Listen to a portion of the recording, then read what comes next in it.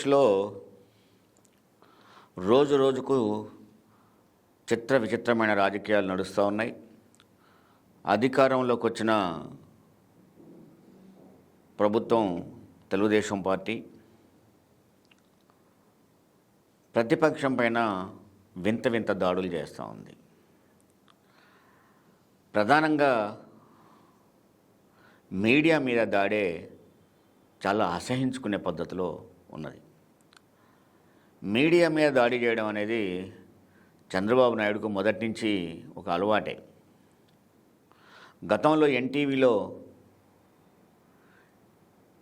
Anchoring చేస్తూ ఉన్న కొమ్మినేని తనకు అనుకూలంగా చేయలేదని ఆ ఛానల్ నుంచి తీసేయాలని ఆ ఛానల్ మీద ఒత్తిడి తీసుకొచ్చి ఆ ఛానల్ నుంచి బయటికి పంపిందాక నిద్రపోని మనిషి బయటికి పంపకపోతే అసలు ఆంధ్రప్రదేశ్లోనే ఆ ఎన్టీవీని ఉండకుండా చేస్తా అని చెప్పి ఆ ఛానల్ని బంద్ చేసిన విషయం కూడా మనం చూసాము. ఆ తర్వాత కొమ్మినేని వదిలిపోయి బయటికి వెళ్ళిన తర్వాత మళ్ళీ ఆ ఛానల్ ఆంధ్రప్రదేశ్లో నడిచింది.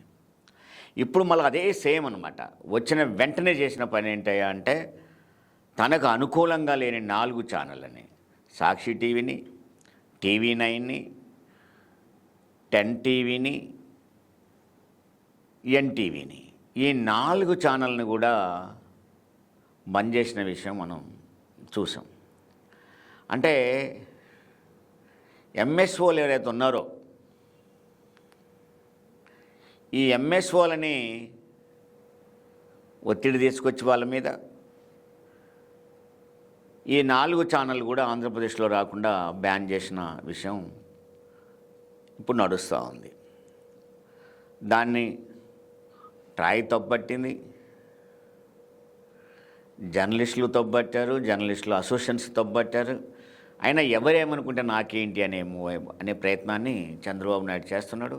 ఆ 4 ఛానల్ అని రాకుండా చూస్తున్నాడు. ఇది ప్రజాస్వామ్యం ఎట్లా అవుతుంది? ప్రజాస్వామ్యం అంటే ప్రతిపక్షాల వాయిస్ కూడా వినపడాలి. కరెక్ట్. ఈ మీడియా ఈరోజు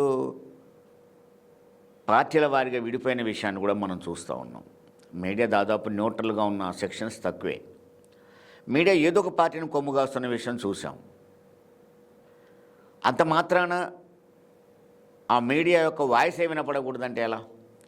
మరి అదే చంద్రబాబు నాయుడు ఓడిపోయినప్పుడు, వైఎస్ఆర్సీపీ అధికారంలో ఉన్నప్పుడు చంద్రబాబు నాయుడిని సమర్థించే మీడియా, దాన్ని పచ్చ మీడియా అంటామా, అదే ఛానల్స్ 2, 3, 4 పత్రికలు జగన్మోహన్ రెడ్డిని వ్యక్తిగతం కానించి మొదలుపెట్టేస్తే పార్టీగా కూడా విపరీతమైన స్టోరీస్ నడిపి విపరీతంగా బదనాం చేసి విపరీతంగా అవమానం చేసి ఆ విధంగా చేసినప్పుడు మరి ఆ పార్టీ కూడా ఈ 4-5 ఛానల్ని బ్యాన్ చేసినట్టయితే అసలు ఇప్పుడు ఈ ఛానళ్ళు ఉండేటియా?